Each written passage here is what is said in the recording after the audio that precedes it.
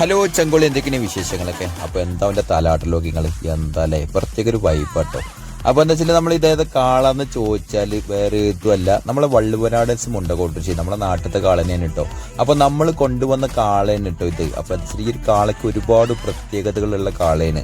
ഈ ഒരു കാളയ്ക്ക് ഒരുപാട് ഫാൻസും ഉണ്ട് കേട്ടോ. കാരണം വെച്ചാൽ ഈ ഒരു കാളയുടെ ആ ഷേപ്പും ആകൃതി ഹൈറ്റും വെയിറ്റൊക്കെ സംഗതി പെർഫെക്റ്റ് ആണ് കേട്ടോ.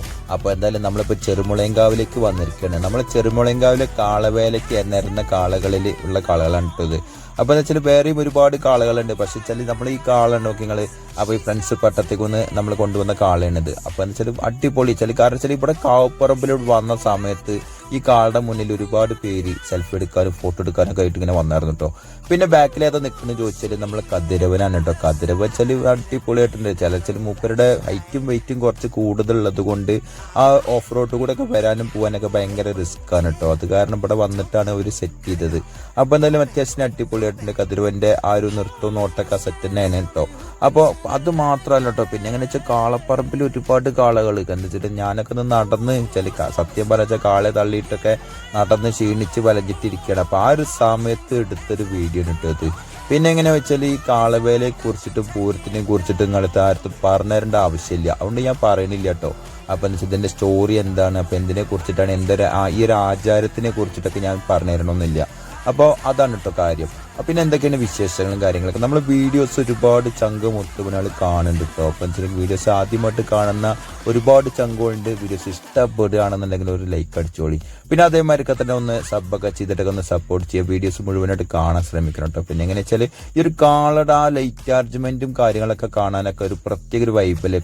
പിന്നെ എങ്ങനെ വെച്ചാൽ നമ്മൾ ഈ കാളവേല പൂരം എന്നൊക്കെ വന്ന് ഒക്കെ വർഷത്തിൽ ഒരു വട്ടല്ലേ ഉണ്ടാവുള്ളൂ. പക്ഷെ നമ്മൾ ഈ ഒരു കാളവേലയും പൂരം ഇന്നത്തെ ഈ ഒരു വർഷത്തെ കഴിഞ്ഞാൽ പിന്നെ നമ്മൾ അടുത്ത വർഷം വരെ കാത്തിരിക്കണം. അതൊരു ഭയങ്കര ഭയങ്കര വർഷമാണ്. പിന്നെ ഇപ്പൊ അതാണ് കേട്ടോ നമ്മൾ കാളപ്രാന്തന്മാർക്ക് വേണ്ടി. പിന്നെ എങ്ങനെ ചോദിച്ചാൽ ഈ ഒരു കാളവേല നമ്മളെ പാലക്കാട് ജില്ലയിലെ കൂടുതലായിട്ട് കാണപ്പെടും കേട്ടോ. പിന്നെ ചില തൃശ്ശൂർ ജില്ല മലപ്പുറം ജില്ലയിൽ കണ്ടെന്നുണ്ടെങ്കിലും കൂടുതലായിട്ടും കാളവേല ഉള്ളത് പാലക്കാട് ജില്ലയിലാണ്. അപ്പോൾ എന്തായാലും നമ്മൾ ഈ ഒരു ഭഗവതി ടെമ്പിളിൽ എന്താ വെച്ചാൽ കൂടുതലായിട്ടും പൂരങ്ങളിൻ്റെ തലേന്നാളാണ് കാളവേല. ഇതിനെ കുറിച്ചിട്ടൊക്കെ ഞാൻ ഒരുപാട് പഴയ വീഡിയോസ് ചെയ്തിട്ടുണ്ട് കേട്ടോ. അപ്പോൾ എന്തായാലും കൂടുതലായിട്ട് നമ്മൾ സ്ഥിരമായിട്ട് കാണുന്ന കൂട്ടുകാർക്കൊക്കെ അറിയാം, നമ്മൾ വീഡിയോസിന് ഇത് സ്റ്റോറിയെ കുറിച്ചിട്ടൊക്കെ അറിയാം. അപ്പോൾ എന്താ വെച്ചാൽ ഈ ഒരു കതിരവന്റെ കൊമ്പാണ് കേട്ടോ. കൂടെ നോക്കി നിങ്ങൾ ഈ ഒരു ടിപ്പറിലാണ് വന്നിട്ട് ഈ ഒരു കൊമ്പ് കൊടുന്ന് നിർത്തിയിരിക്കുന്നത്.